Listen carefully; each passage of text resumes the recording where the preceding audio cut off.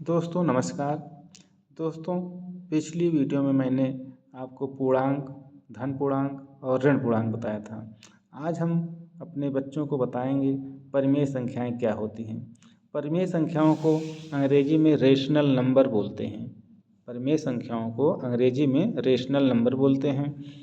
वह सभी संख्याएं जिन्हें P/Q यानी कि भिन्न के रूप में व्यक्त किया जा सके उन्हें हम परिमेय संख्याएं कहते हैं या परिमेय संख्याएं कहलाती हैं।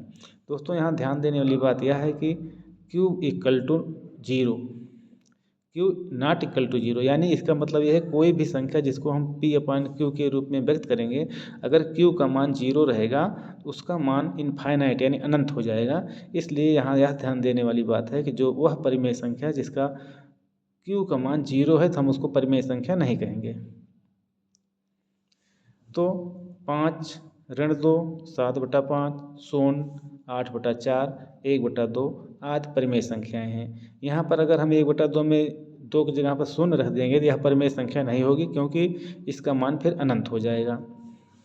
अपरिमेय संख्याएं इसको हम बोलते हैं इरेशनल नंबर, यानी वह सभी संख्याएं जिन्हें P/Q के रूप में व्यक्त नहीं किया जा सकता उन्हें हम अपरिमेय संख्याएं कहलाती हैं।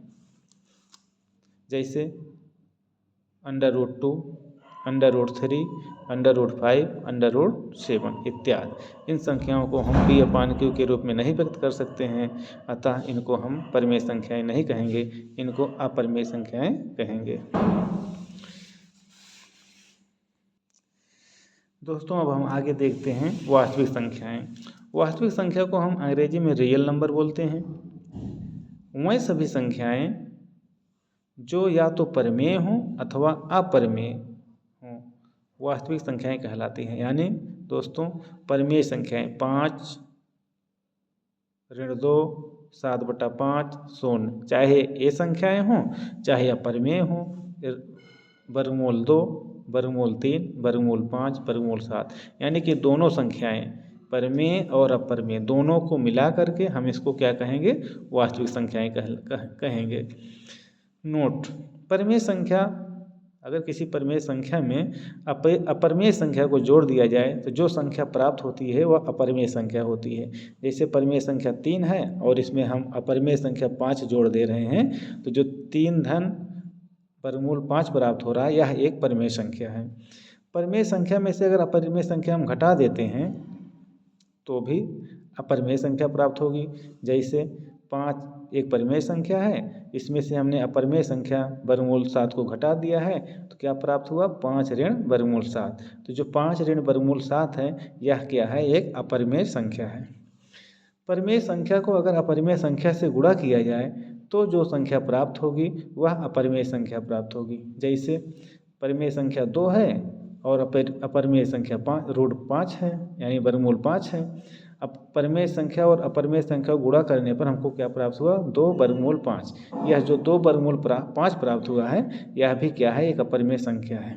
कुल कहने का मतलब ये हो गया, परिमेय संख्या में अपरिमेय संख्या जोड़ने पर अपरिमेय संख्या प्राप्त होगी, परिमेय संख्या में अपरिमेय संख्या घटाने पर अपरिमेय संख्या प्राप्त होगी, और परिमेय संख्या में अपरिमेय संख्या से गुणा करने पर अपरिमेय संख्या प्राप्त होगी। तो दोस्तों अगर आपको वीडियो अच्छी लगी हो तो वीडियो को शेयर करिए, लाइक करिए और कमेंट करिए।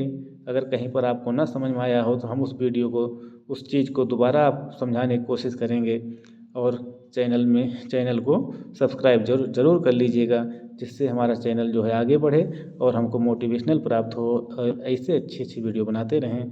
तो दोस्तों नमस्कार, अगली वीडियो में फिर मिलते हैं।